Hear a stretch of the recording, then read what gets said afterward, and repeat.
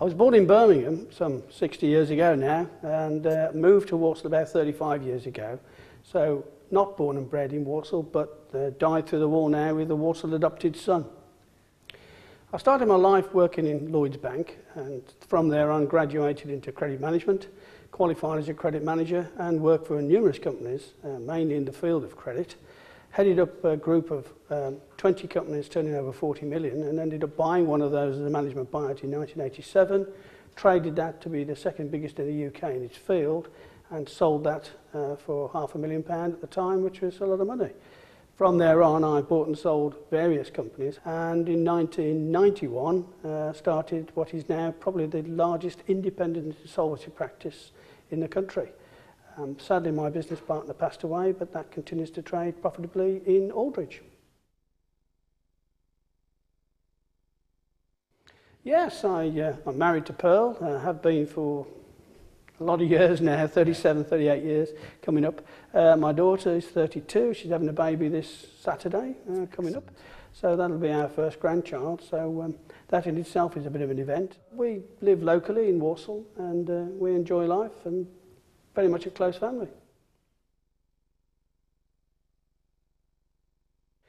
Well, it wasn't so much an inspiration as a knock on the door. The local council in Streatley, where I was living at the time, knocked on the door with me as a new resident, seeking subscription for the Conservative Party. The previous occupier of the property was a subscriber.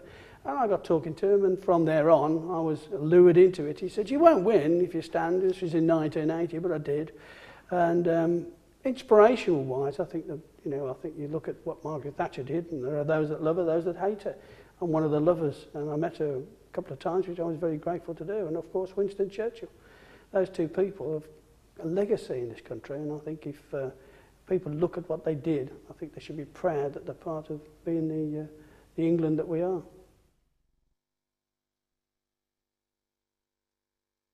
We're very good in all councils across the country of telling the people, we're going to do this, you will like this. Well, sometimes they don't. And I think you should be asking the youngsters exactly what they want out of their local council. We can't deliver everything, it's a wish list, we all know that, and it all surrounds about finance. But we've got to engage the younger community to be able to vote, because people died for the vote, and I think that's the message we've got to get across. We've got to engage them in what is their society.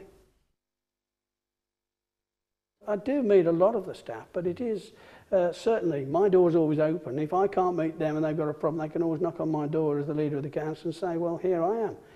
But yes, it is my wish to, certainly from the heads of the department down, from the cleaners up, everybody is important to Walsall Council. I'd like to think that the people who work and live in Walsall will say, yeah, I remember him, because that's, I think, the measure of a councillor. Some people do the job, others don't. I'd like to think I'm one that does do that.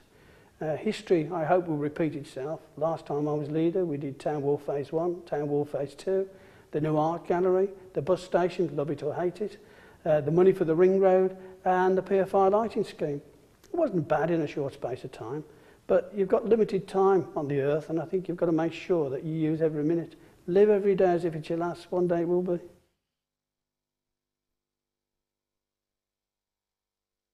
Yes, I think what we've got to do is present ourselves to the market and say we are a place to invest, because investment will bring prosperity, and with prosperity it means that we can create jobs, we can create employment, and in actual fact people will be proud to live in Walsall and to work in Walsall.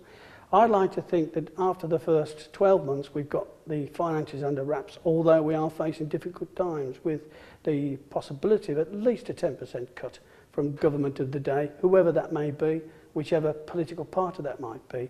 We all know that that's going to happen. That'll be a minimum, and I think we are facing some great and tough, difficult times ahead. I just want to take the staff with us and say, look, this isn't an enjoyable ride. Unfortunately, it's been thrust upon us. What we've got to do is make sure we all work together and we're all moving in the same direction. What we've got to do is that Walsall punches its weight in the market, and we can turn it into a vibrant place to be. We are, as all town centres and the borough itself, is suffering from the credit crisis that we've got out there. I don't like the word credit crunch, because in adversity, the only way to get better is to climb the ladder that's presented to you. Chances come but once, and I think you've got to grasp them. What we've got to do is push Walsall forward, and we should be proud of Walsall, which is something we've lost. Walsall is a town and a place to be proud of, and we've got to put the pride back into the borough, and I think that's what we're lacking, and I'd like to think that we can actually move forward on that issue.